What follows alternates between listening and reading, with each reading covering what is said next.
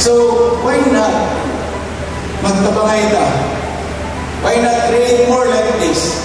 I will be a 100% supporter sa naling program. Yun kay that's muna siya sir. Muna ikatulog na ang misyon na. Ang proteksyonan ang katungod sa mga mga sa malibig. Yang mo ikaduha, maghatag ng kalanduan sa mga mga sa malibig. Tuloy partnership with the government to promote and progress and sustainable development. Dili lang sa pamilya, pareha sa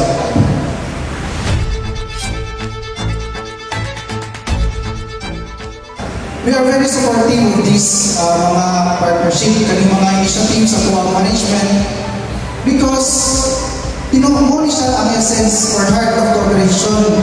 Kita, kooperatiba tado, kita normal na kooperatiba, but this is one of our mission. Kaya gingon pa galing Henry Ford, if together moves forward, the success takes care of itself.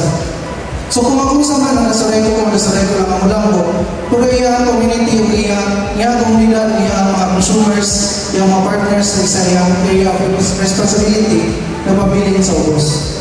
So muli sa tinuod, let us move forward together, let us achieve success together by doing these kind of partnerships, by doing these kind of programs. So nagilawad ko ang hangtod sa October 31, kung na schedule, kita ang empleyado, mga konsumente, ato ang suportahan ang ato ang programa.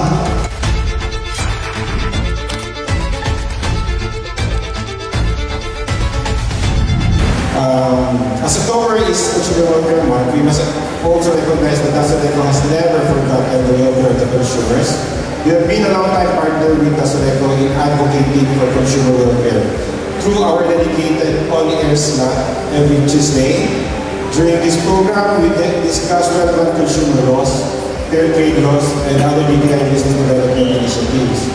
This clearly demonstrates Dasodeco's deep-rooted commitment to taking care of its consumers, and we hope to remain partners in the future to further reach and educate our consumers. We look forward to a successful and vibrant future for the Tindahan ni Eco. We hope for the success of this activity and will have a lasting beacon of hope and empowerment for everyone involved. Again, congratulations, Dasodeco. We assure you of the DTI's continued support and partnership in this noble undertaking. Thank you very much and good morning.